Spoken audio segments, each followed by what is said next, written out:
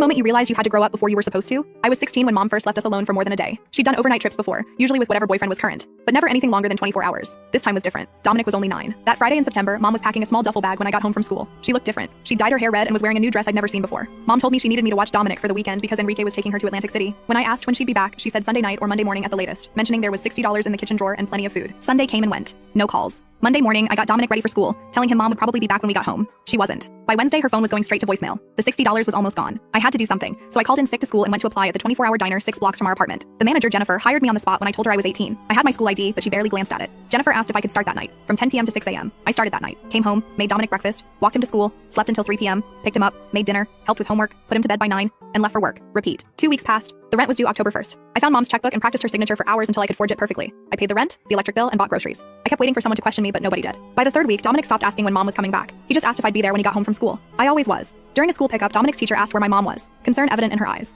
I explained she was working double shifts and her boss was strict about phone use, making her hard to reach during the day. At the end of October, a woman from CPS showed up at our door. A neighbor had reported seeing Dominic alone too often. I had prepared for this. I told her my mom worked nights and slept days, and that I was helping out after school until she woke up. The woman looked around our apartment. It was clean. Dominic's homework was done. There was food in the fridge. She asked when my mother would be home. I said around 7, claiming she worked at hospital. The hospital was big enough that no one could easily verify this. When she said she needed to speak with my mother directly, I promised to have her call tomorrow. After she left, I called her office from a payphone using my mom voice and explained that my shifts had changed and I needed to reschedule. The case was marked for follow-up in 3 weeks. By then, I had a new plan. I signed Dominic up for soccer through the community center. Practice was 3 times a week, which gave me time to sleep or do my own homework. I was failing 2 classes but passing the others. At Thanksgiving, I splurged on a small turkey and made all the sides. Dominic and I ate watching cartoons. I told the neighbors mom was working a holiday shift at the hospital. They brought us leftover pie. In January, the school needed updated emergency contact forms. I forged mom's signature again. The apartment was freezing because I kept the heat low to save money. We slept in the same bed with extra blankets. I missed 30 days of school that winter, but managed to get makeup work done during soccer practices. On a Tuesday in mid-January, nearly 3 months after she'd left, I came home from grocery shopping to find mom sitting on our couch. She looked terrible, thin, with dark circles under her eyes. Her red hair had grown out, showing 3 inches of brown roots. I asked where she'd been. She said she and Enrique went to Florida and things got complicated. She didn't apologize. Didn't ask about Dominic. Just sat there,